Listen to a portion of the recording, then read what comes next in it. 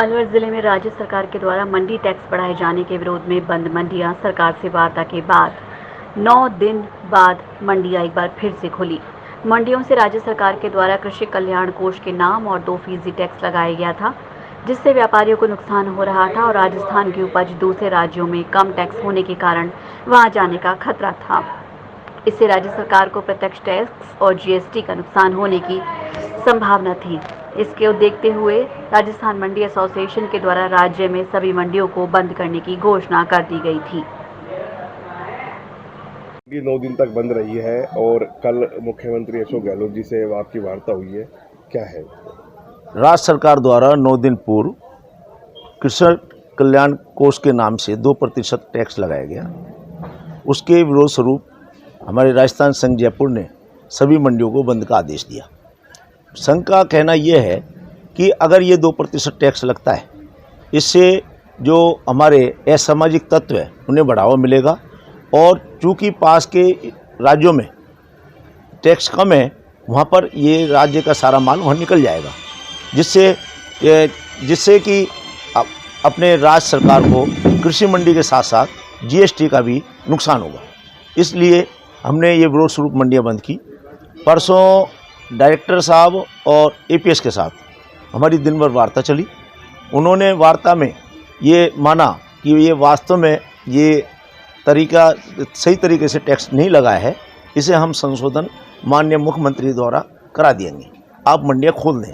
हमारे अध्यक्ष जी का ये कहना कि आप हमें माननीय गहलोत जी से ये आश्वस्त कराएं कि ये टैक्स हटा दिया जाएगा। कल माननीय गहलोत जी द्वारा फ़ोन पर वार्ता अनुसार उन्हें पूरी मंडी की समस्याओं से अवगत कराया गया। उसके बाद उन्होंने ये आश्वस्त किया हमारे अध्यक्ष जी राजस्थान संघ को कि आपकी सारी समस्याएं मैंने समझ ली है बाबूलाल जी, और उन्होंने भी बाबूलाल जी ने हमारी समस्या बताई। उसके बावजूद हमारे संघ द्वारा मंडियाँ खोलने का निर्णय लिया गया। हमें पूर्ण विश्वास है गहलोत जी द्वारा इस टैक्स को हटाया जाएगा। ये हम पूरे आश्वस्त होकर मंडियाँ हमने खोली है।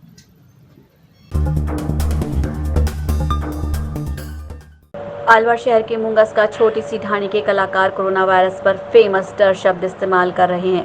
क्या बेहतरीन लोकगीत गाया है। अलवर के यूसुफ कलाकार का ये लोकगीत आजकल खूब वायरल हो रहा है। अरे बुरो है मैटर, बुरो है मैटर, बुरो है मैटर, बुरो है मैटर, ये कोरोना बीमारी को बुरो है मैटर, ये कोरोना बीमारी को बुरो है मैटर, ये कोरोना बीमारी को बुरो है मैटर, बुरो है मैटर, बुरो है मैटर, ये कोरोना बीमारी को बुरो है मैटर, ये कोरोना बीमारी को बुरो है मैटर। और भारत देश बचावे कैसे सोचे मिनिस्टर, और भारत देश बचावे कैसे सोचे मिनिस्टर। और बुला लिए एडिटर देखो और रिपोर्टर, बुला लिए एडिटर देखो और रिपोर्टर। और महामारी से बचना को खोलेगा सेंटर। मेरे मन में एक विचार आया कि इस कोरोना महामारी में भी तर्क का बड़ा योगदान है, तो मैंने उस पर एक गाना लिखा, या कोरोना महामारी को बुरो है मैटर। ये महामारी बहुत बुरी आई है, अब इसको बचाव के लिए तर्क क्या इस्तेमाल हुआ। भारत देश को बचावें कैसे सोचे मिनिस्टर, बुला लिए मीडिया वाले और रिपोर्टर। मीडिया वालों का बड़ा योगदान रहा है। महामारी को बचाना का खोलेंगे सेंटर। हमारे प्रधानमंत्री साहब हर जगह पे एक सेंटर खोल रहे हैं, जिसमें मरीजों को दिखाने का इलाज भी चल रहा है और मरीजों को कैसे बचाया जाए, इसका भी बड़ा योगदान रहा है। दूसरे में मैंने लिखा कि हॉस्पिटलों में डॉक्टर देख रहे हैं, नर्स कंपाउंडर देख रहे हैं, सिस्टर बड़ा योगदान दे रही हैं। ऐसे ही एक और लिखा मैंने कि गांव शहर ढाणी हो चाहे कोई सेक्टर। अब चाहे गांव बचा है चाहे शहर, ये महामारी सब जगह पे आई है। गांव शहर ढाणी हो चाहे कोई सेक्टर, लेकिन मेरा निवेदन है लॉकडाउन को मत तोड़ो, ये मेन चैप्टर। यूसुफ खां जुम्मे खां कहवें, यूं ही कहवें एक्टर, या कोरोना महामारी को बुरो है मैटर। अलवर जिले में शुक्रवार को भाजपा और भारतीय युवा मोर्चा कार्यकर्ताओं के द्वारा पूर्व उपराष्ट्रपति और राजस्थान के मुख्यमंत्री भैरव सिंह शेखावत की 10वीं पुण्यतिथि मनाई गई और उनके सिद्धांतों को याद किया गया। भैरव सिंह शेखावत की पुण्यतिथि पर भाजपा कार्यकर्ताओं और पदाधिकारियों ने भैरव सिंह शेखावत की 10वीं पुण्यतिथि पर अलवर शहर के अग्रसेन चौराहे के पास स्थित अलवर ब्लड बैंक में रक्तदान किया। भाजपा और भारतीय युवा मोर्चा की ओर से रक्तदान शिविर में बड़ी संख्या में रक्तदान किया गया। इस रक्तदान शिविर में शहर विधायक संजय शर्मा और बीजेपी जिला अध्यक्ष संजय नरूका, युवा मोर्चा के जिला अध्यक्ष जय सिंह मौजूद रहे। भारत के पूर्व महामहिम उपराष्ट्रपति, राजस्थान के पूर्व मुख्यमंत्री और जनसंघ से लेकर के भारतीय जनता पार्टी को खड़ा करने में अपनी अहम भूमिका निभाने वाले राजस्थानी नहीं अपितु हिंदुस्तान की राजनीति के प्रमुख हस्ताक्षर रहे आदरणीय भैरव सिंह जी शेखावत साहब की आज पुण्यतिथि के अवसर पर भारतीय जनता पार्टी जिला अलवर द्वारा एक रक्तदान शिविर का आयोजन अलवर शहर में किया गया है। और श्रद्धेय भैरव सिंह जी की यदि मैं बात करूं तो एक एक कार्यकर्ता को वो नाम से जानते थे, चाहे पूरे राजस्थान हो और हिंदुस्तान में जाने बाद दिल्ली जाने के बाद भी राजस्थान के कार्यकर्ताओं को जिस प्रकार से नाम से बोलते थे, आत्मीयता से बात करते थे। और एक ऐसे नेता थे जिनके घर में रात को 12 बजे भी कार्यकर्ता बड़े अधिकार के साथ जाकर उनसे बात कर सकता था। आज वो हमारे बीच में नहीं है, लेकिन उस शख्सियत ने उस हर गरीब की चिंता करी जो ज़रूरतमंद था। हमारे राजस्थान ही नहीं पूरे देश के गौरव के रूप में पहचाने जाने वाले ऐसी शख्सियत जिसने जनसंघ से लेके और अब भारतीय जनता पार्टी तक का जो कार्यकर्ताओं का निर्माण किया, हर कार्यकर्ता को सम्मान मिला और उन्होंने कार्यकर्ता बनकर ही पूरे समय अपना काम किया। ऐसे आदरणीय भैरव सिंह जी शेखावत की 10वीं पुण्यतिथि हम सब लोग रक्त देकर श्रद्धांजलि अर्पित कर रहे हैं कार्यकर्ता, और पूरे जिले भर के कार्यकर्ता यहाँ इस रक्तदान शिविर में भाग लेंगे। रक्तदान सबसे बड़ा दान है जिसका ये रक्त का निर्माण केवल मनुष्य के शरीर से ही हो सकता है। ऐसे समय में जबकि वैश्विक महामारी चल रही है पूरे विश्व में, तो यहाँ पर भी रक्त की बहुत आवश्यकता है ज़िले में। 21 अप्रैल से हम लोगों ने रक्तदान का सिस्टम चालू कर रखा है। प्रत्येक दिन कहीं ना कहीं किसी न किसी योजना के तहत हम लोग रक्त दे रहे हैं। अलवर शहर के कई मुख्य बाजार बंद रहने से व्यापारियों में भारी रोष है। जिला कलेक्टर ने जब बाजार खोलने के आदेश दे रखे हैं तो पुलिस बाजार को क्यों नहीं खोलने दे रही। इस बाबत व्यापारी धर्मपाल सिंह के नेतृत्व में बजाजा बाजार में एकत्रित हुए और पुलिस के खिलाफ आक्रोश व्यक्त किया। व्यापारी नेता धर्मपाल सिंह ने बताया कि राज्य सरकार ने जब कई सामानों के बाजार खोलने के आदेश जारी कर दिए हैं, इनकी पालना में कलेक्टर ने भी आदेश जारी कर रखे हैं। बावजूद इसके अलवर शहर में होप सर्कस के इर्द गिर्द मुख्य बाजार, सराफा बाजार, बजाजा बाजार, चूड़ी मार्केट, तिलक मार्केट सहित अन्य बाजारों को कोतवाली पुलिस क्यों खोलने नहीं दे रही। व्यापारी इस बाबत कलेक्टर से मिले और बाजार खुलवाने की मांग की। प्रशासन से निवेदन करता हूँ कि बजाजा बाजार, होप सर्कस, तिलक मार्केट, वीर चौक, सराफा बाजार इनको खोला जाए। ये भी सब व्यापारी हैं। इन दुकानों पे सारा दिन में एक दुकानदार के पास एवरेज 8-10 ग्राहक आते हैं, उनको तो आप बंद कर रहे हैं। जहाँ ठेके दिन भर भीड़ पड़ रही है, जहाँ लॉकडाउन का पालन नहीं हो रहा उसको आप खोल रहे हैं, ये अन्याय है। ये व्यापारी वर्ग भी सरकार को GST देते हैं, टैक्स देते हैं, इनके बाल बच्चे हैं, इनका भी ध्यान रखना चाहिए। ये गलत है। सरकार ने मतलब एक कई सब क्या चाहते हैं आप लोग? मेरी सरकार से निवेदन है कि बजाजा बाजार, वीर चौक, तिलक मार्केट, सराफा बाजार खोले जाएँ। बजाजा बाजार व्यापार संघ की यूनियन है। इसके माँ क्या 2 महीने से लॉकडाउन चल रहा है, उसके बावजूद अब कुछ लोग ने छूट दे दी है कि भाई वहाँ काशीराम चौराहे पे दुकान खुलनी चाहिए, इधर भटियारे वाली गली में खुलना चाहिए, और ये सब जगह खुलने का निर्णय हो गया। लेकिन हमारा बजाजा बाजार में ऐसा है कि व्यापारी बेचारा क्या है, परेशान हो गया, दिन भर घर में भी पड़ा दुखी हो गया, घर में राशन भी उनका निमट गया। अब क्या करें, इनको भी खोलने का हम कलेक्टर साहब के पास आज जाएंगे और जाके ना मांग रखेंगे कि साहब या तो पूरा ही शहर बंद हो, तो हमारे से क्या दुश्मनी है जो आज हमारा बजाजा बाजार नहीं खुला, या फिर हमारे को किसी तरीका का ये करे, एक साइड की दुकान इधर से खुलवा दे, एक दिन हमारी इधर को खुलवा दे, तो भी हम संतुष्ट हो जाएँ। लेकिन ये थोड़ी है कि हमारा बाजार बिल्कुल ही बंद हो जाए, तो बाजार में पूरा शहर का बाजार खुल रहा है। आज हमारा बाजार में ऐसी क्या आ गई जो क्या सारा ही कोरोना इसी में टपक गया, क्या है कहना। तो मेरा मानना यह है कि कलेक्टर साहब से भी देंगे और हमारे मंत्री जी को, टीकाराम जूली जी को भी देंगे, अभी लेटर पैड पे बढ़ा के व्यक्ति और बाजार खोला जाए। और हम बिल्कुल हम इस टाइम बिल्कुल हमारी हालत है वो गंभीर हो गई है। हम क्या करें, एकदम से बाजार लॉक हुआ था, हमने किसी ने संभाल, जिस टाइम हम यही नहीं सोच रहा था हमारे पास पैसे देने कितना अक्सर था, एकदम से 22 तारीख को बंद होगा तो हमारे पास सबका व्यवस्था बिगड़ी पड़ी है। सारा व्यापारी इस टाइम धर्मपाल सिंह तंवर यहाँ का अध्यक्ष बनाया, मैं पार्षद भी हूँ और यहाँ का अध्यक्ष भी बनाया भी मेरे को इन सह समिति से धर्मपाल सिंह। शहर के सूर्यनगर क्षेत्र को छोड़कर अन्य क्षेत्रों की कृषि आवासीय योजनाओं में अमृत जल योजना के तहत नियमित जल कनेक्शन देने का काम शीघ्र ही रफ्तार पकड़ेगा। अभी तक लॉकडाउन में सोशल डिस्टेंसिंग की पालना की वजह से ठेकेदार और उनकी टीम कार्य से अलग हो गई थी, पर अब राज्य सरकार द्वारा नई शर्तों के अनुसार दी गई छूट के कारण ये कार्य पूरा कर लिया जाएगा। हमने लॉकडाउन की वजह से कनेक्शन रोक दिए थे, कनेक्शन चालू थे लेकिन रोकने पड़े, और इंटर डिस्ट्रिक्ट वाली जो समस्या दूर हुई है उसके बाद से हमने कनेक्शन करना पुनः चालू कर दिए हैं और शीघ्र ही इसमें स्पीड अप करके और कनेक्शन दिए जाएंगे।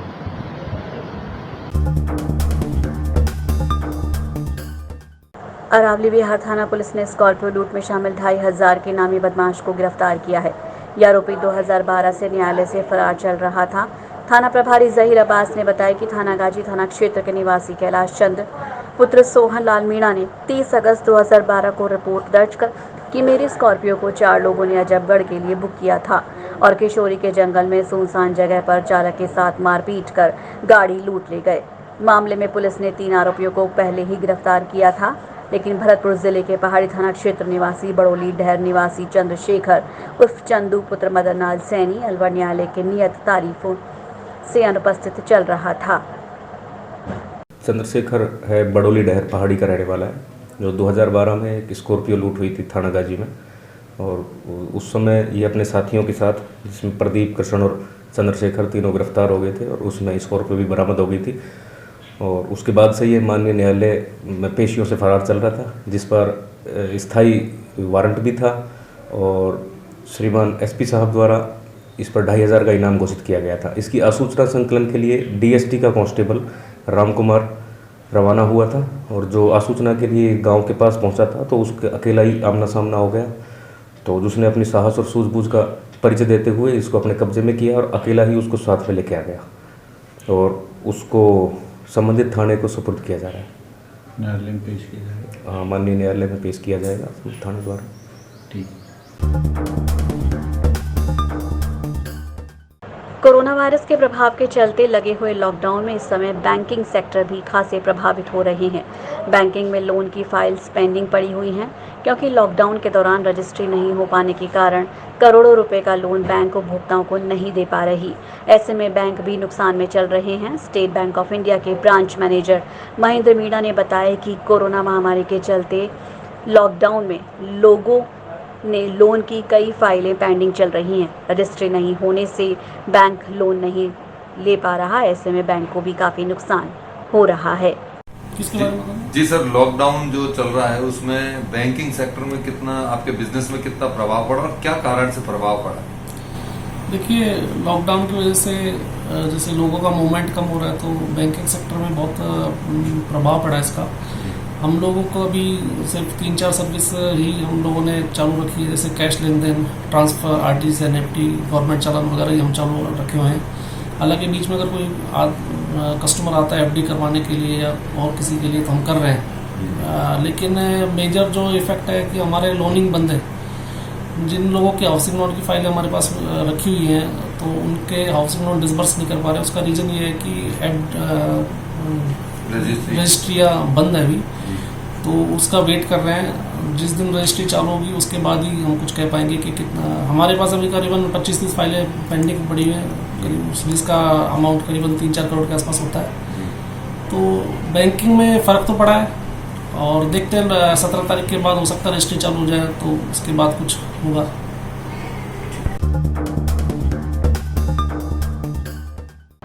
कोरोना महामारी के चलते लोग जागरूक भी काफ़ी हुए हैं। अब हाथ मिलाना लगभग 100% खत्म हो चुका है। लोग एक दूसरे से हाथ जोड़कर अभिवादन करने पर जोर दे रहे हैं। प्रधानमंत्री दवा योजना डिपो के संचालक यादव ने बताया कि लोग काफ़ी जागरूक हैं। बिना मास्क के कोई नज़र ही नहीं आ रहा। पहले लोग सैनिटाइज़र शब्द का इस्तेमाल तक नहीं जानते थे, लेकिन आज हर आदमी के हाथ में सैनिटाइज़र और मास्क है। ये एक अच्छी निशानी है कि हम अपनी जागरूकता से इसे रोक कर हरा सकते हैं। जी सर, अभी जो कोरोना रोग को लेकर आप एक मेडिकल स्टोर चला रहे हैं, तो क्या लग रहा है आपको लोगों में कितनी अवेयरनेस आई और इसका क्या बेनिफिट नज़र आया? मैं काफ़ी दिनों से देख रहा हूँ कि यहाँ लोगों में इतनी अवेयरनेस आई है कि आजकल लोग जो है दूर से ही नमस्ते करते हैं। खुद अपनी ये जो मोदी जी ने जो बनाई थी कि डिस्टेंस रखना है, एक दूसरे से दूरी रखनी है, मास्क लगाना है, तो हर कोई मास्क लगा के आ रहा है, डिस्टेंस बना रहा है, हाथ नहीं मिला रहा है, नमस्ते कर रहा है। तो एक नई जो प्रथा है वो चल चुकी है इस टाइम, और बहुत अच्छा इसका प्रभाव जो हम देखने को मिल रहा है। शहरों में गंदगी कम है, हॉस्पिटलों में पेशेंट कम है, बैंकों में भीड़ कम है, हर जगह लोग इस चीज़ को बहुत अच्छी तरह से अप्रिशिएट करते हैं। आप मेडिकल स्टोर चलाते हैं, पहले भी सैनिटाइजर रखते थे, लेकिन अब बिक्री में अंतर आया, तो क्या लग रहा है लोगों की कहीं ना कहीं अवेयरनेस है इसको लेकर? मैं बिल्कुल सही ये कहना चाहूँगा कि सैनिटाइजर को लेके लोगों को, स्वच्छता को लेके बहुत ज़्यादा अवेयरनेस आई है। इवन गांव के लोग भी जाते हैं, मेरे पास गांव के पेशेंट्स भी आते हैं, वो भी ये बोलते हैं कि भाई सब कुछ सैनिटाइज मिल जाएगा, अच्छा हो। तो बहुत ज़्यादा लोगों में अवेयरनेस है इस चीज़। शायद इसी का कारण है ये कि अपन यहाँ भी रुके हुए हैं। बिल्कुल सर, हम इसी का कारण है कि हमारे जो ग्रोथ रेट है बहुत कम है, हम लोग जो है मरीज पे काबू पा चुके हैं, और बहुत अच्छा ये चल रहा है इस टाइम जो भी है। नारायणपुर कस्बे के मिनी सचिवालय में बांसुर विधायक शकुंतला रावत की अध्यक्षता में ब्लॉक स्तरीय अधिकारियों के साथ नरेगा योजना अंतर्गत श्रमिकों को रोजगार देने की बात कही गई, जिसमें विधायक ने ग्राम विकास अधिकारियों को निर्देश दिए। वहीं अपनी अपनी ग्राम पंचायतों में नरेगा श्रमिकों की संख्या बढ़ाई जाए और अधिकों को रोजगार नरेगा श्रमिकों के रूप में दिया जाए। नरेगा योजना के तहत बावड़ियों का जीर्णोद्धार करने को कहा गया। गर्मी के मौसम को देखते हुए जनता पानी और बिजली के लिए परेशान नहीं होनी चाहिए। अजबपुरा और प्रेमपुरा में साथी कॉलोनी में पानी की समस्या को देखते हुए विधायक ने जलदाय विभाग के अधिकारी से दूरभाष पर बात कर समाधान करने के निर्देश दिए। हाँ, और एसडीएम, बीडीओ, नायब तहसीलदार सभी को बुला करके ये कि नरेगा में अब राजस्थान के उप मुख्यमंत्री महोदय ने पूरा राजस्थान को छूट दे रखी है कि नरेगा में कोई भी व्यक्ति ऐसा नहीं रहे जो काम नहीं कर रहा हो। उनको काम मिलना चाहिए, जिससे कि उनको पैसा मिले, उनकी आमदनी शुरू हो जाए, और जितनी अधिक से अधिक अपन लेबर लगा सकते हैं जो बाहर से आ रहे हैं, राजस्थान में बाहर जो काम कर रहे थे, तो उनको रोज़गार मिलना चाहिए सभी को, और उस रोज़गार की दृष्टि से काम अधिक से अधिक होना चाहिए, और कोई लिमिटेशन नहीं है, कितना भी काम करे चाहे से। तो इसके लिए मैंने आज मीटिंग ली कि जो रास्ते गाँव में जा रहे हैं और जिनके नक्शे और पट्टे भी हैं, कटे हुए हैं, तो उन रास्तों को सबसे पहले स्वीकृत किया जाना चाहिए, क्योंकि वो इतने वर्षों में स्वीकृत नहीं हुए हैं। उनकी स्वीकृति जारी करें, तुरंत उन्हें ग्रेवल कराया जाना चाहिए। जो 10-10 फीट गहरे नाले हैं और रास्ते हैं, जिनके नक्शे हैं, पट्टे हैं, लेकिन वो बन नहीं पाए, तो अब नरेगा में इतनी छूट है, कितने भी कोई काम कर सकता है, अनलिमिटेड।